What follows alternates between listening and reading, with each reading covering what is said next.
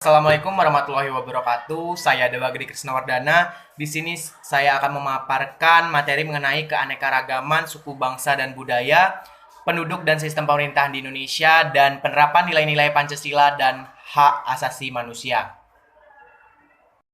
Baik, materi yang pertama yaitu keanekaragaman suku, bangsa, dan budaya. Keanekaragaman merupakan salah satu ciptaan yang indah dari Tuhan Yang Maha Esa.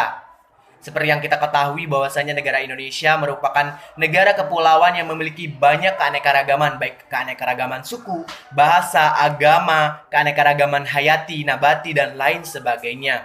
Jika ditelusuri lebih lanjut, seperti contoh keanekaragaman agama, merupakan ciri khas masyarakat Indonesia yang sudah ada sejak zaman dahulu kala. Sejarah mencatat bahwasanya pada masa kerajaan Majapahit, agama Hindu dan agama Buddha dapat hidup berdampingan. Konon Islam pun sudah dianut oleh sebagian masyarakat di sana.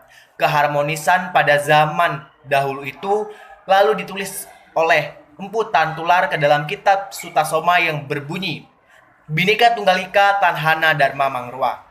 Ini merupakan semboyan yang dipegang kuat oleh bangsa Indonesia hingga saat ini, dan tentu saja memiliki filosofi meskipun berbeda-beda suku, agama, budaya, bangsa, tetapi bangsa ini tetap memegang erat prinsip kesatuan dan persatuan.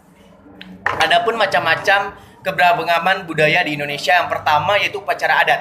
Upacara adat merupakan salah satu upacara yang terdapat di daerah, dan hal ini berkaitan dengan adat istiadat setempat dan anggota leluhur bangsa. Seperti contohnya yaitu upacara yang terdapat di Lampung seperti upacara Canggat dan lain sebagainya. Yang kedua yaitu pakaian adat. Pakaian adat adalah suatu pakaian yang berasal dari suatu daerah tertentu yang memiliki ciri khasnya masing-masing. Setiap pakaian adat daerah satu maupun daerah lainnya tentu memiliki corak yang berbeda-beda dan memiliki ciri khas yang berbeda-beda. Seperti contoh pakaian dari adat Lampung yaitu pakaian adat Pepadun ataupun pakaian adat Saibatin. Yang ketiga tentunya rumah adat tradisional. Rumah adat tradisional adalah suatu bangunan yang dibangun dalam bentuk untuk melindungi manusia dari serangan-serangan musuh ataupun dari binatang-binatang buas. Nah, tentu saja rumah adat tradisional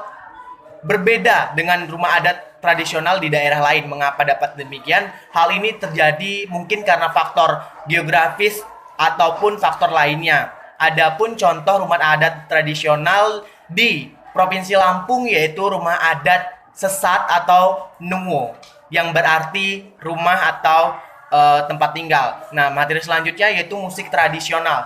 Musik tradisional adalah musik yang berasal dari daerah tertentu yang memiliki ciri khas sebagai alunan pengiring tari atau upacara adat. Nah, seperti contohnya musik tradisional di daerah Jawa atau Bali itu disebut dengan gamelan. Nah, materi selanjutnya yaitu senjata tradisional. Senjata tradisional adalah senjata yang memiliki ciri khas dari daerah tertentu dan biasanya digunakan sebagai upacara adat ataupun sebagai senjata untuk melindungi diri dari musuh. Nah, seperti contohnya di Bali itu dikenal sebagai senjata tradisional yaitu keris. Nah, materi selanjutnya yaitu lagu daerah. Lagu daerah adalah lagu yang diciptakan dari daerah tertentu yang biasanya liriknya itu terdapat lirik-lirik dari bahasa daerah tersebut. Seperti contoh yang dari lagu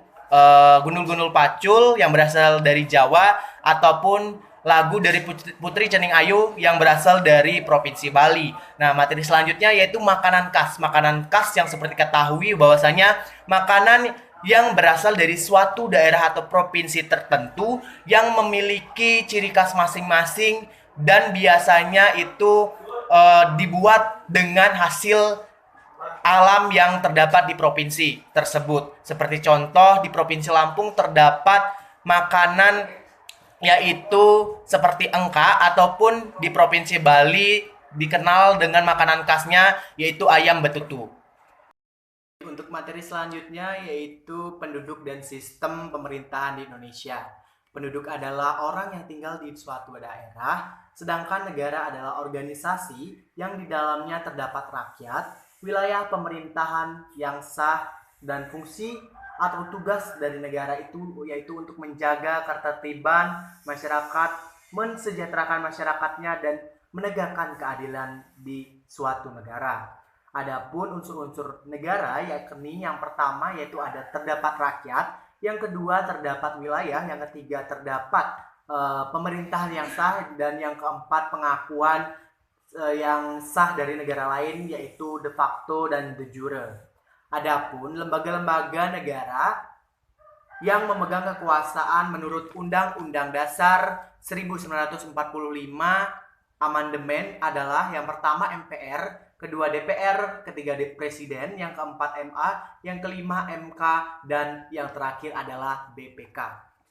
Pemerintah pusat adalah pemerintahan yang menyelenggarakan suatu negara yakni presiden dan wakil presiden. Sedangkan pemerintahan daerah adalah suatu struktur pemerintahan yang mengurus urusan pemerintahan dalam lingkup daerah.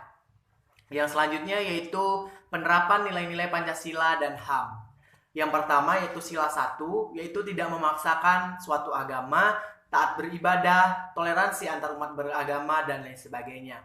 Nah, untuk sila kedua yaitu seperti contoh menjunjung tinggi nilai kemanusiaan, tidak semena-mena kepada orang lain, dan untuk sila ketiga seperti contoh bangga menjadi orang Indonesia, nasionalisme, dan lain sebagainya.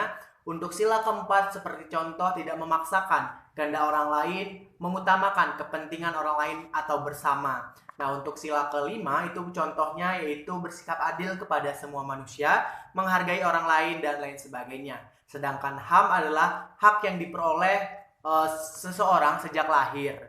Nah, HAM ini tidak dapat diambil atau diserahkan kepada orang lain. Salah satu ciri contoh HAM yaitu tidak dapat dibagi atau dicabut. Setiap orang berhak mendapatkan hak-haknya seperti hak sipil, hak politik, hak ekonomi, sosial, dan budaya. Baik, mungkin itu saja yang dapat saya sampaikan. Apabila terdapat kesalahan, saya memohon maaf, dan saya akhiri. Wassalamualaikum warahmatullahi wabarakatuh.